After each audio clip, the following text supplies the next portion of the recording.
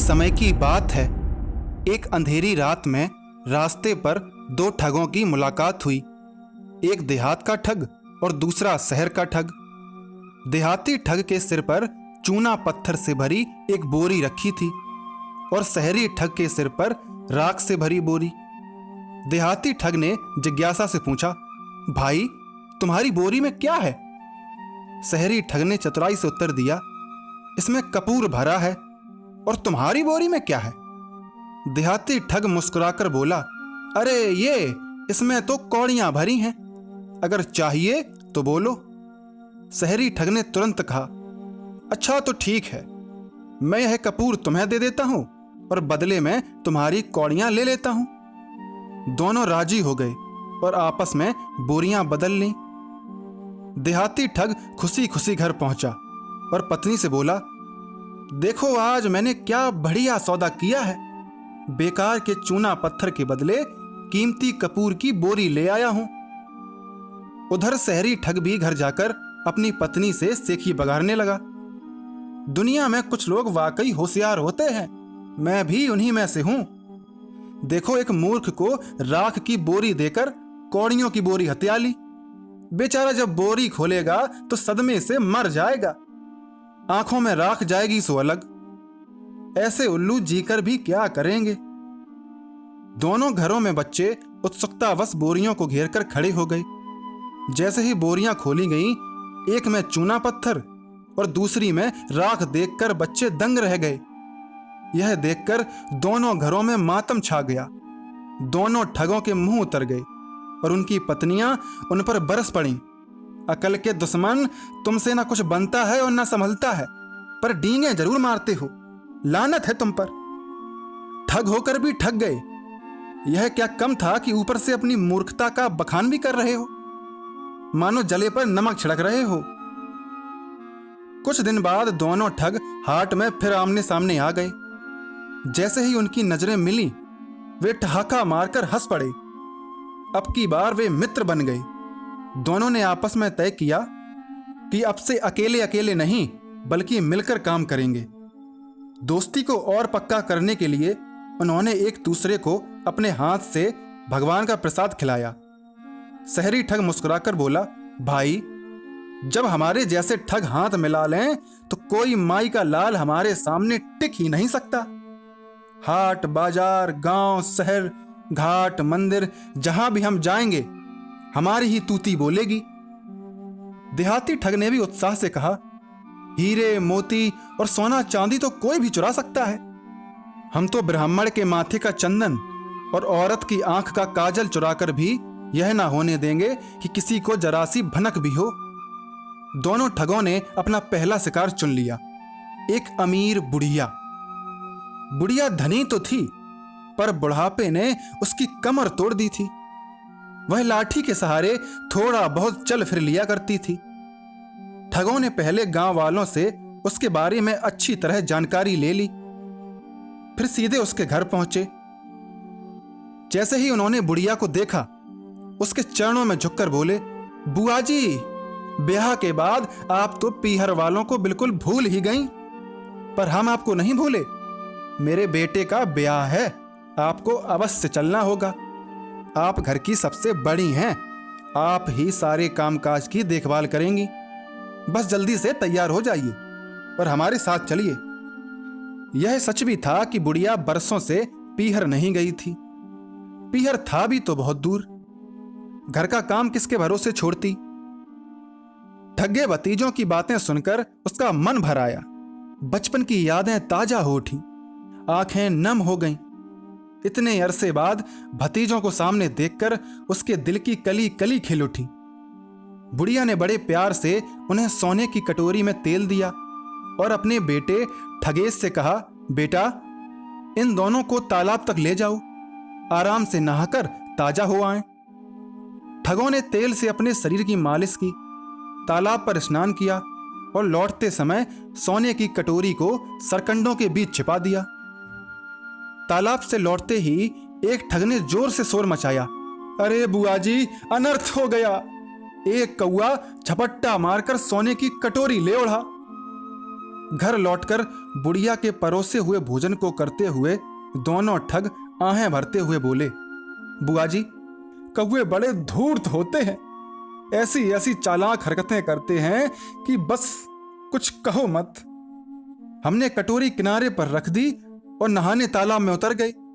तभी एक कौवा आया, उसने झपट्टा मारा और कटोरी ले उड़ा। हम उसके पीछे भागे, पर वह तेजी से उड़ता हुआ आंखों से ओझल हो गया। हम तो सर पीट के रह गए। बुढ़िया का बेटा यह सब देख रहा था। वह उनकी चालाकी समझ चुका था, पर कुछ बोला नहीं। दोनों ठगों ने सोचा, बुढ़िया ने अपने बेटे का नाम ठगेश क्यों रखा? यह तो बिल्कुल गोबर गन्नेस है। सोने की कटोरी खोने का बुढ़िया को गहरा दुख था। उसके मन में पछतावा हुआ कि उसने उन्हें चांदी, तांबे या पीतल की कटोरी क्यों ना दी। सोने के घाटे को उसने बुरा सगुन माना और निश्चय किया कि अब वह विवाह में नहीं जाएगी। उसने अपने स्थान पर अपने बेटे ठगेश को भेजने का निश्चय किया। बेटा घोड़े पर सवार होकर उन ठगों के साथ रवाना हुआ। रास्ते में चलते चलते ठगों ने बुढ़िया के बेटे से कहा, भाई, हमें तो बहुत भूख लगी है। तुम्हारे पास तो बहुत से गहने हैं। अगर तुम कोई छोटा सा गहना गिरवी रख दो तो हम बढ़िया भोजन कर सकते हैं। बुढ़िया का बेटा मुस्कुराकर बोला, कीमती वस्तु क्यों गिरवी रखें? आदमी तो लाचारी में ऐसा करता है। यहां मेरी अच्छी साख है। आप जैसा कहेंगे वैसा भोजन मैं खिलाऊंगा। बस आपको मेरी एक शर्त माननी होगी। जो कुछ मैं कहूं वही आपको भी कहना होगा। जब कोई आपसे पूछे एक या दोनों, तो आप हमेशा यही जवाब देंगे, दोनों। ठीक है? ठग राजी हो गए। वे सोचने लगे, एक से दो हमेशा ही अच्छे होते हैं, चाहे वह कुछ भी हो। फिर बुढ़िया का बेटा ठगेश एक गांव के साहूकार के पास पहुंचा और अकेले में कहा, सेठ जी, मैं आपके लिए 2 मजूर लाया हूं। ये जीवन भर आपके दास बने रहेंगे। ये तगड़े हैं और खेती बाड़ी का सारा काम जानते हैं। आप मुझे बस अच्छी सी रकम दे दीजिए, फिर ये आपके। सेठ ने ठगों को देखा और संतुष्ट होकर पूछा, एक या दोनों? ठगों ने तुरंत जवाब दिया, दोनों। सेठ बोला, बहुत अच्छा, मुझे मंजूर है। बुढ़िया का बेटा रुपए लेकर चुपचाप वहां से चलता बना। ठग यह समझ रहे थे कि वह भोजन का इंतजाम करने गया है। उन्हें यह सपने में भी ख्याल ना आया कि बुढ़िया का बेटा उन्हें बेच चुका है और अब वे सेठ के दास बन गए हैं। ठगों को बगीचे में काम करने के लिए ले जाया गया। उन्होंने बहुत हाथ पांव मारी, पर सेठ ने उनकी एक ना सुनी और उन्हें धमकाया। अब जाकर ठगों को एहसास हुआ कि बुढ़िया का भोला सा दिखने वाला बेटा उनसे कहीं बड़ा ठग निकला। वे सेठ के पांव पकड़कर गिड़गिड़ाए, सेठ जी, हमने जीवन में कभी काम नहीं किया। हमने तो कभी पानी का लोटा तक नहीं उठाया। हम किसी साधारण घराने के नहीं हैं। उस छोरे ने हमें खाने का न्योता दिया था। हमें क्या मालूम था कि वह हमें बेच देगा। सेठ उनकी बातें सुनकर भी नहीं पसीजा। वह कठोर स्वर में बोला, मुझे इन बातों से कोई वास्ता नहीं। मैंने तुम्हारी एवज में मोटी रकम चुकाई है। भावुकता से धंधा नहीं चलता है। ठग हाथ जोड़कर गिड़गिड़ाए, उसने आपको भी धोखा दिया और हमें भी। आप कृपा करके किसी को हमारे साथ भेज दीजिए। हम उस दगाबाज को ढूंढ निकालेंगे और आपकी रकम लौटा देंगे। सेठ को उनके शब्दों पर कुछ कुछ विश्वास हो गया। उसने बदमाश को खोजने के लिए अपने एक नौकर को उनके साथ कर दिया। इस बीच बुढ़िया का बेटा ठगेश तेजी से घोड़ा भगाता हुआ अगले गांव पहुंचा। वहां वह एक हलवाई की दुकान पर रुका और दोनों हाथों से मिठाइयां खाने लगा। यह देखकर दुकान पर बैठा लड़का भौचक्का रह गया। उसने कहा, अगर तुम्हें मिठाइयां इतनी ही पसंद हैं तो पहले दाम चुका दो और फिर जी भरकर खाओ। बुढ़िया का बेटा बोला, अरे कैसी बातें करते हो मित्र, मेरा नाम चीटा है। जाकर अपने बापू से कहो कि चीटा मिठाई खा रहा है और पैसा नहीं दे रहा। वे समझ जाएंगे मैं उनका दोस्त हूं। लड़का दौड़ता हुआ अपने बाप के पास पहुंचा और अजीबो गरीब चींटे की करतूत बताई। यह सुनते ही हलवाई भड़क उठा। मूर्ख, चीटा भला कितनी मिठाई खा लेगा, और तू बेवकूफ दुकान यूं ही खाली छोड़ आया। जा तुरंत वापस जा और दुकान संभाल। इधर मौके का फायदा उठाकर ठगेश मिठाइयों से थैला भर चुका था। वह फुर्ती से घोड़े पर चढ़ा और आंखों से ओझल चंपत हो गया। रास्ते में ठगेश की नजर एक बुढ़िया और उसकी सुंदर बेटी पर पड़ी। बेटी का रूप देखकर वह उस पर मोहित हो गया। अचानक वह लड़की के पास गया, उसे झटपट उठाकर घोड़े पर बिठाया और घोड़े को एड़ लगाई। सब कुछ इतना तेजी से हुआ कि बुढ़िया को समझने में ही देर लग गई कि हुआ क्या है। ज्यों ही उसे होश आया, वह चीखने को ही थी कि घोड़े पर बैठा ठगेश जोर से चिल्लाया, अपनी बेटी की फिक्र मत करो, मेरा नाम जमाई है। यह सुनकर बुढ़िया छाती पीट पीट कर विलाप करने लगी। शोर सुनकर थोड़ी ही देर में वहां गांव के लोग इकट्ठा हो गए। बुढ़िया बार बार रोती बिलखती बोली, हाय मेरी बेटी को जमाई उठाकर ले गया, अब मैं किसका सहारा लूं। लोग ठट्टा मारकर हंस पड़े और बोले, अरे बुढ़िया, अगर तुम्हारी बेटी को जमाई ले गया तो इसमें रोने धोने की क्या बात है। बेटी अब बड़ी हो गई है, क्या जीवन भर उसे घर में ही बिठाए रखोगी। तुम्हारा जमाई आखिर कब तक सब्र करता, उसने तो ठीक ही किया।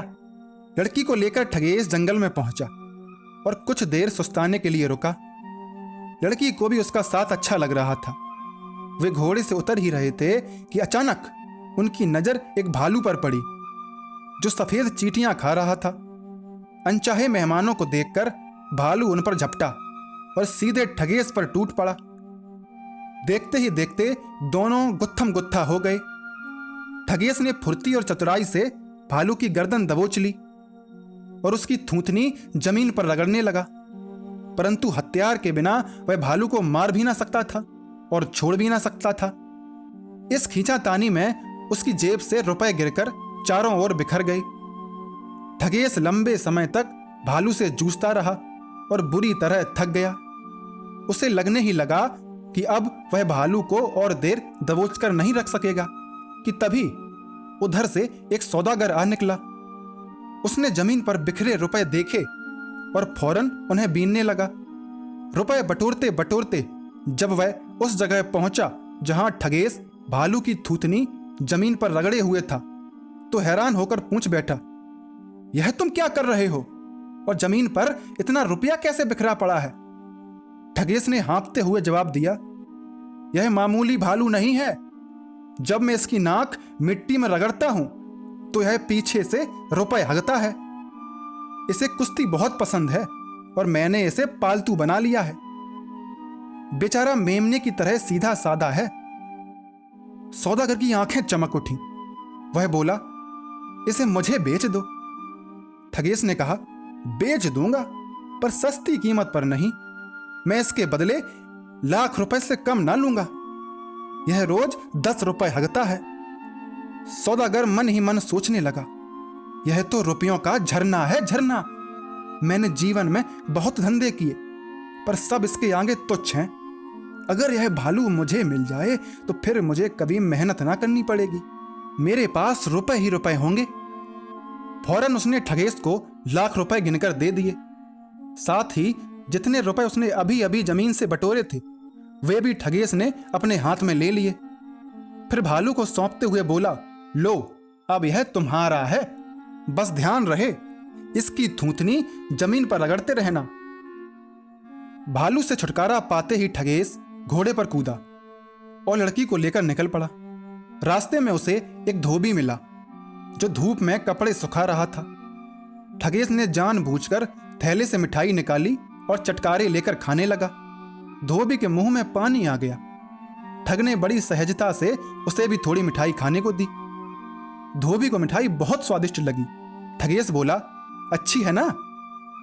मुझे भी यह बहुत भाती है, पर यह कोई साधारण मिठाई नहीं है। उस पहाड़ पर झील के किनारे एक खास पेड़ है। यह मिठाई उसी पेड़ पर लगती है। तुम चाहो तो वहां जाकर जितनी चाहो तोड़ लो। जी भरकर मिठाई खाओ और साथ ही झील का मीठा पानी भी पियो। अगर मन लगाकर काफी मिठाई इकट्ठी कर सको तो उसे बेचकर अच्छा खासा पैसा भी बना सकते हो। सच पूछो तो यह मिठाई बेमिसाल है।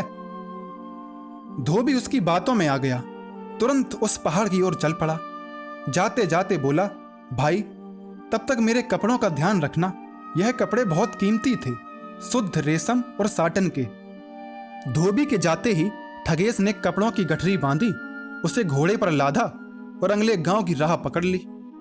वहां उसने उन रंग रंगीले कपड़ों को एक पेड़ की डालियों पर बांधा और जोर जोर से प्रार्थना करने लगा, ओ जादुई पेड़, ओ भगवान के करघे, मेरे लिए रेशम और साटन खिलाओ। उधर से गुजरते एक व्यापारी ने उसके बोल सुने। उसे अचंभा हुआ, पेड़ पर रेशम और साटन कैसे लग सकते हैं, जैसे वो कोई फूल हो। यह कमाल का पेड़ है, सचमुच कमाल का। ऐसा स्वर्ग में होता होगा, लेकिन धरती पर रेशम से लदा पेड़ किसी ने नहीं देखा। वह ठग के पास आया और पूछा, तुम क्या कर रहे हो? ठग ने कहा, यह अनोखा पेड़ है, इस पर फूलों की बजाय रेशम और साटन लगते हैं। इसकी डाल पर बैठकर इतना भर कहना होता है, खिलाओ ओ जादुई पेड़, मेरे लिए रेशम और साटन खिलाओ। और यह रेशम और साटन के सिले सिलाए वस्त्रों से लद जाता है। और कपड़े इतने बढ़िया कि राजाओं और रानियों के पास भी क्या होंगे। देखो मेरी घरवाली को देखो, वह कोई कपड़ा दोबारा नहीं पहनती, वह नित नए कपड़े पहनती है और कल पहने कपड़े बासी फूल की तरह फेंक देती है। कितनी भाग्यशाली है वह। व्यापारी का कपड़ों का धंधा था। वह सोचने लगा, वाह, इससे तो मुझे मिलों से कपड़ा खरीदने और दर्जियों से सिलवाने के सारे झंझट से मुक्ति मिल जाएगी। पेड़ की बहुत कम देखभाल करनी पड़ती है, इससे मैं ढेरों रुपया कमा सकूंगा। इस पर मजदूरों का भी कोई लफड़ा नहीं। ये कपड़े कितने बढ़िया सिले हुए हैं। उसने ठगेश से सौदा किया और काफी धन देकर जादुई पेड़ का मालिक बन गया। ठग लड़की को लेकर वहां से चल पड़ा। लड़की उसके साथ इतनी खुश थी जितनी खुश वह जीवन में कभी ना हुई थी। उत्कंठा से भरा सेठ पेड़ पर चढ़ा और ठग का सिखाया मंत्र जपते हुए उससे वस्त्र देने की प्रार्थना करने लगा। जाने कितनी बार उसने वह मंत्र दोहराया। मंत्र जपते जपते उसका गला बैठ गया। दिन भर मंत्र जपने के बाद उसे एहसास हुआ कि वह साधारण पेड़ है और उसे उल्लू बनाया गया है। पहले वाले दोनों ठग अब भी उस चालाक छोरे ठगेश को ढूंढ रहे थे। वे खोजते खोजते उस हलवाई की दुकान पर पहुंचे जहां से वह मिठाई का थैला भरकर ले गया था। हलवाई अब भी गुस्से से तमतमा रहा था। जब दोनों उसकी दुकान पर पहुंचे तो हलवाई ने पूरी बात उन दोनों ठगों को बताई। दोनों ने सोचा, कहीं ना कहीं हो सकता है वह बुढ़िया का बेटा ठगेश ही होगा। जब हलवाई को ठगेश के बारे में पता चला तो वह भी उनके साथ हो लिया। आगे बढ़े तो राह में उन्हें वही बुढ़िया मिली जिसकी सुंदर बेटी को ठगेश घोड़े पर बिठाकर ले गया था। बुढ़िया अब भी अपनी किस्मत को कोस रही थी। जब उसने अपनी व्यथा ठगों को सुनाई तो ठग और हलवाई भी सहानुभूति में उसके साथ हो लिए। अब वे 4 हो गए। थोड़ा और आगे जाने पर उन्हें वह सौदागर मिला जिसने भारी रकम चुकाकर भालू खरीदा था। बेचारा भालू की ताकत से जूझते जूझते पस्त हो चुका था। भालू उसे नोचने ही वाला था कि ठगों ने लाठियां उठाई और मिलकर भालू को मार गिराया। सौदागर ने राहत की सांस ली और उन्हें पूरी बात बताई और वह भी उनके साथ हो लिया। फिर उन्हें धोबी मिला जो कपड़े गवा चुका था और सिर पकड़कर बैठा था। वह रो रहा था कि अब अपने ग्राहकों को क्या जवाब देगा। ठगों ने उसे ढाढ़स बंधाया और वह भी टोली में शामिल हो गया। इसी बीच कपड़ों का एक व्यापारी भी उनके पास आया। उसने बताया कि ठगेश ने उसे भी छला था। ठगेश ने उससे कहा था कि इस विशेष पेड़ पर कपड़े उगते हैं। मैं उसकी बातों में आ गया और मंत्र जपते हुए घंटों उस पेड़ पर लटका रहा। जब उसे कुछ हाथ ना आया तब उसे अपनी मूर्खता और ठगे जाने का एहसास हुआ। वह भी इन ठगे हुए लोगों की टोली में शामिल हो गया। अब यह टोली बड़ी हो चुकी थी। दोनों ठग, हलवाई, बुढ़िया, सौदागर, धोबी और कपड़ों का व्यापारी सबके सब गुस्से से भरे हुए ठगेश की तलाश में निकल पड़े।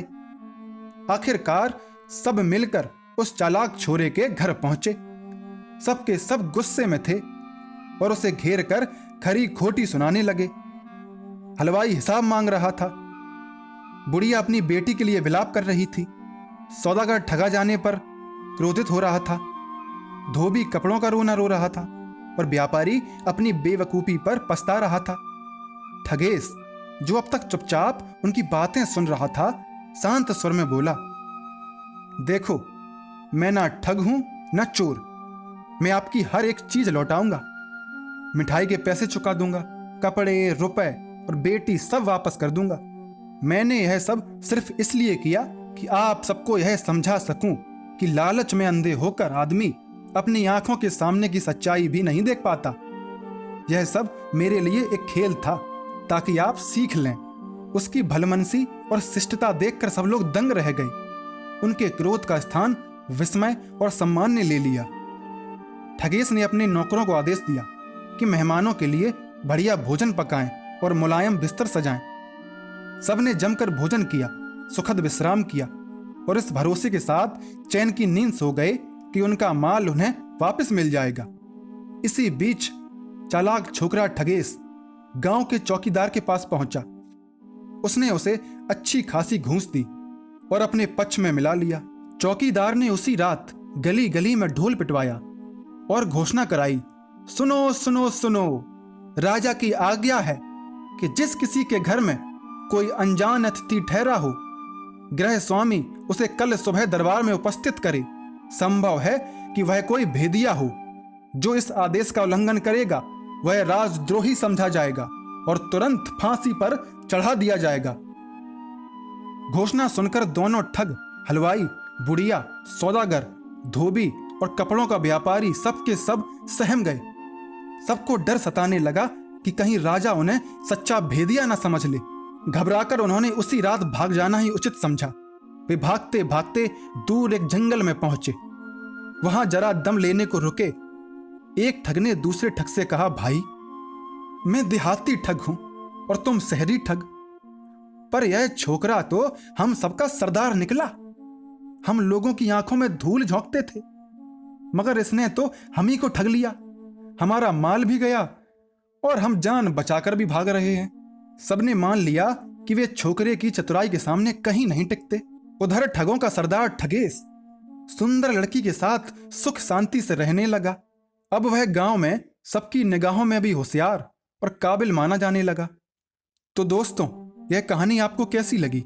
आप यह कहानी ठगों की किस नगरी से सुन रहे हैं, हमें जरूर बताइए। अगर ऐसी मजेदार कहानियां अच्छी लगती हैं तो लाइक करिए, शेयर करिए और सब्सक्राइब करना मत भूलिएगा, क्योंकि अगली बार कौन जाने ठगों की नगरी से कोई और नई कहानी निकल पड़े। धन्यवाद।